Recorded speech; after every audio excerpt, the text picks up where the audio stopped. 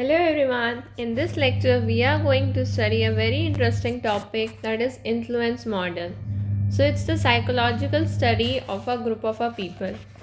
चलिए अब हम इसे अंडरस्टैंड करते हैं. एक एग्जाम्पल लेते हैं और बहुत ही इंटरेस्टिंग इनफैक्ट ये टॉपिक एक छोटा सा ही टॉपिक है. देखो, suppose we have a group of 7 people, है ना, ABCDEF एंड G. ठीक है.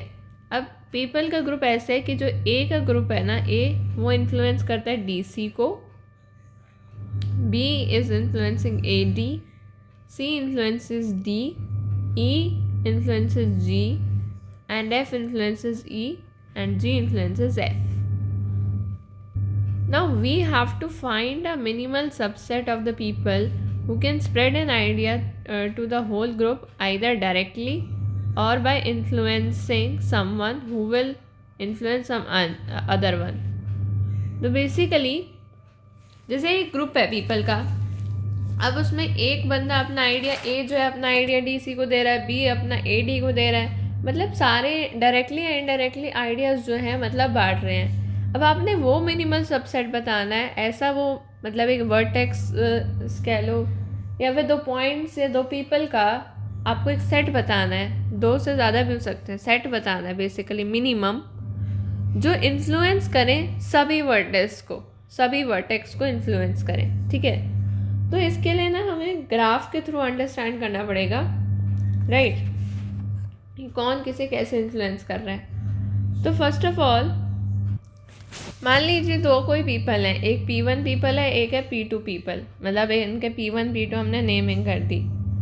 तो P1 से P2 मतलब P1 P2, अब कौन किसे इन्फ्लुएंस कर रहे हैं कैसे पता चलेगा. देखो, जिसकी तरफ एरो है, ये एरो, तो जिसकी तरफ ये एरो है, इस एरो का मतलब क्या है, कौन किसे इन्फ्लुएंस कर रहा है. ये एरो P1 जो है वो P2 को इन्फ्लुएंस कर रहा है.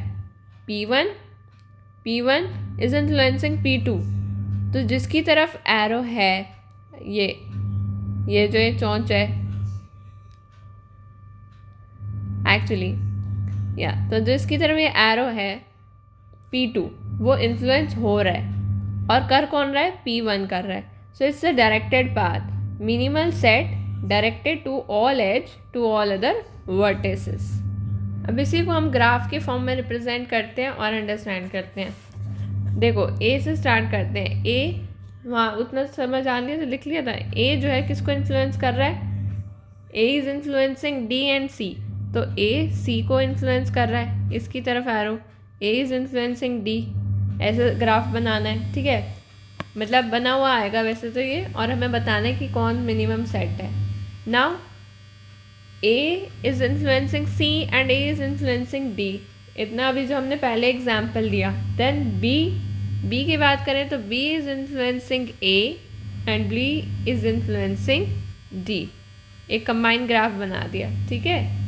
सी की बात करें, C is influencing D. Then E का लिखा था क्या है, ई इज़ इन्फ्लुएंसिंग डी, तो इस तरफ arrow. Next we have our F is influencing E. F जो है वो ई को इन्फ्लुएंस कर रहा है. G is influencing E and G is influencing F. ठीक है. तो जी जो है वो 2 उसको इन्फ्लुएंस कर रहा है, ई एंड एफ 2 को इन्फ्लुएंस कर रहा है, ई एंड एफ. ठीक है. नाउ अब देखो इसमें आगे करना क्या है.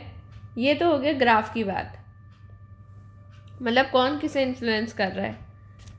अब हम डायरेक्टली देख रहे हैं, हमें ये डायरेक्टेड पाथ दिख रहा है जो हमने डायरेक्टली बात की. पर और भी तरीके हैं, जैसे और भी तरीके नहीं, तरीका यही है. जैसे अब जो इसे बी की हम बात करें तो बी जो है वो सिर्फ हमें यहाँ पे अभी दिखाई दे रहा है कि ये ए और डी को इन्फ्लुएंस कर रहा है. पर अगर देखा जाए तो बी से सी भी तो इन्फ्लुएंस हो रहा है, क्योंकि ये सीधा सीधा पाथ चल रहा है. मान लो यहाँ तक का पाथ लिया तो हम कह सकते हैं कि B is influencing A, B is also influencing सी.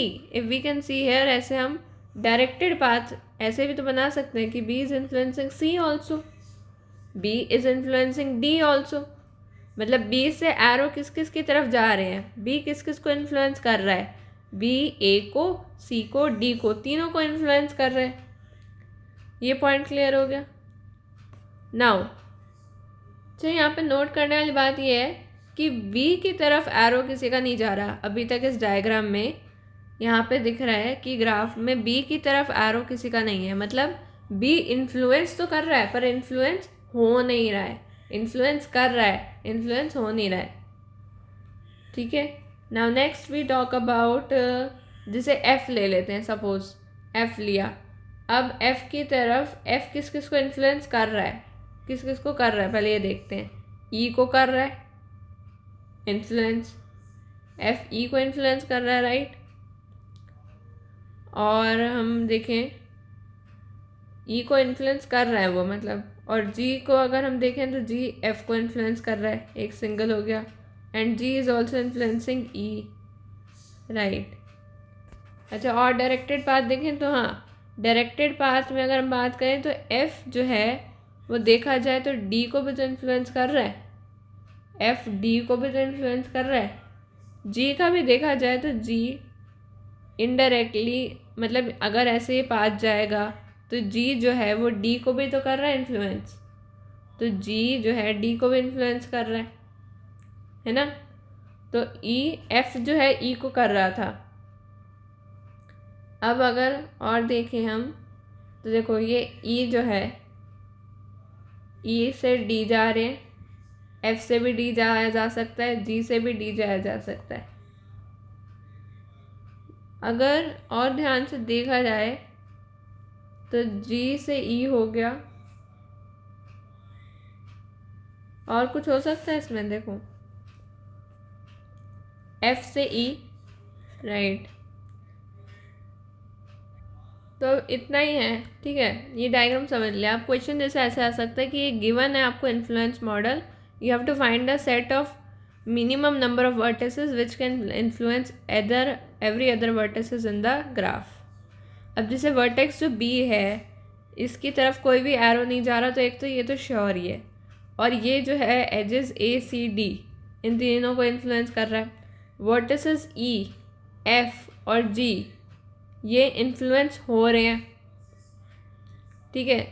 तो अब अगर हम इन तीनों में से कोई एक वर्टेक्स ले लें, जैसे इसका पेयर बना दें, जैसे बी और ई का पेयर बना दें, बी और ई का पेयर बना दें, बी और एफ का बना दें, बी और जी का, तो ये ऐसा मिनिमल सेट बन जाएगा जो सभी वर्टेसेस को इन्फ्लुएंस करेगा। क्योंकि देखो बी जो है वो यहाँ तक सारा संभाल रहा है, बी की मैक्सिमम जितनी पहुँच है, बी की सी तक है, ए तक है, डी तक है, ये यहाँ तक पूरा हैंडल कर रहा है मामला। अब अगर ई एफ और जी में से भी कोई एक साथ में लग जाए बी के, इन तीनों में से, तो ये जो है इस पार्ट को ग्राफ के संभाल लेगा। सपोज कि एफ है तो एफ जो है वो ई को इन्फ्लुएंस कर लेगा और ई के खातिर डी को भी कर लेगा। एफ जो है वो उससे, अगर हम जैसे देखें तो एफ जो है इस वाली साइड जी को भी संभाल लेगा, ये वाला एफ यहाँ से, सॉरी इधर से आकर जी को भी काबू में कर सकता है। एंड ई लें तो ई जो है, E is also influencing D, E is also influencing F, and E can also influence the G also, right.